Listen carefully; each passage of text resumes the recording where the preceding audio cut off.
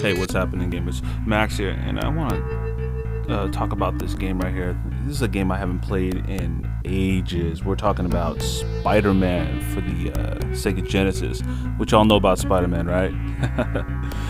No, seriously, this game sold a lot actually when it first came out because, see, this is one of the first gen. You might say it was the Genesis of the Genesis when it came out. You know what I mean? And it's a cool game. I mean, it had some ideas. It was trying to kick something new, like the fact that if your health is low, you can just go back home and you can wait until your power fills up. Then, of course, they had the Peter Parker aspect, meaning that you can take pictures of what was going on and all the villains and whatnot. And the more pictures you got, the better the pictures. Also, the quality, you would get extra money, and that is all used to getting more web cartridges. Because see, what youngins probably don't know is that Spider-Man back in the day relied on cartridges for his webbing instead of the organic shooters that we now see in the films. Again, this is a good side scroller. The only bad thing about this game, one thing I did not like, was the controls. I thought the controls were a little bit off. For instance, you had a double tap as fast as you could. See what I'm trying to do right here? I'm trying to double tap just to get on the roof to climb, and it's not working very well. So the controls weren't as responsive, and of course you had that old ass D-pad that the Sega Genesis had, and that was so, I mean, the buttons were so, like, that pad they had, it was just, you couldn't tap the button fast enough. You would need like something with rapid fire, otherwise it just wouldn't work too well, you know what I mean? Once you got on the ceiling though, once you got the hang of it, which is again hard to do, but once you did get the hang of it, you were able to get around a lot of these enemies. Obviously you don't want to use your webbing until it really counts, and again, you'll use it a lot. Unfortunately, you will lose the webbing. You'll use the webbing and you end up losing so much of it. It drains really quick, especially if you're playing on hard mode, which I'm doing right here. The villains are all repetitive, of course. Again, the Genesis of the Genesis, if you will. I always thought that these guys. One thing I did not like about Spider-Man either. Another one was the fact that every time he got shot, he would go backwards. I hate that. I mean, come on, man, don't do that. Look at that. And at least they had the blink right. I mean, remember RoboCop versus Terminator? You couldn't even get that blink right. You would just get your ass on. It was horrible.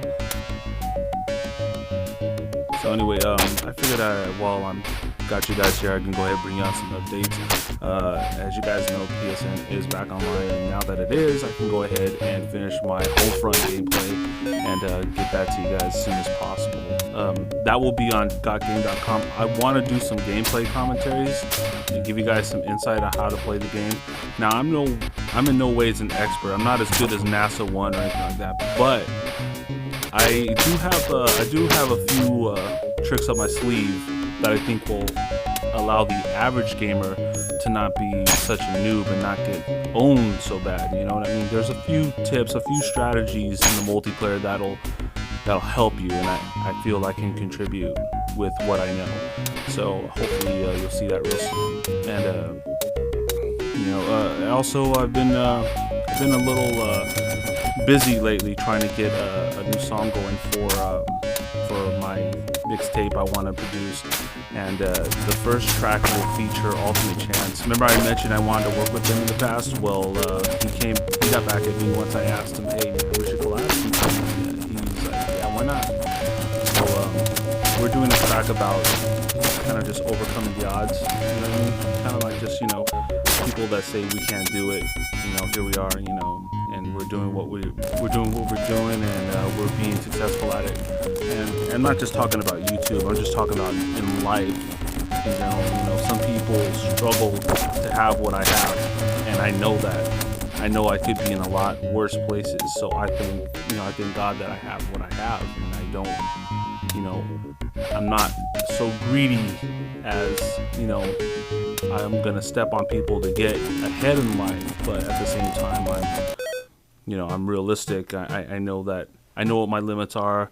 I know how to set my goals, See, the thing is, a lot of people set their goals and they set them too high. You know, like some people want to say, I'm going to be a rap star or something like that, but they don't have the vocal or they don't have the lung capacity. And trust me, if you want to do hip hop right, you need to have you have a good set of lungs. You know, it's the same thing, just like singing. You know what I mean? And you know, there's a whole lot more. There's a whole lot more factors in just your goal. You know, besides saying, you know, I want to do it. You know, you just gotta be realistic. That's all I'm saying. I'm not trying to be a dick or nothing. So, as you can see, I own Venom, and the weird thing about Venom, the characters in this game. Sorry, I keep going back and forth here, but the characters in this game don't look up to par either. As you can see, that was Venom, but it looked like a giant panda bear trying to wrestle me buck naked.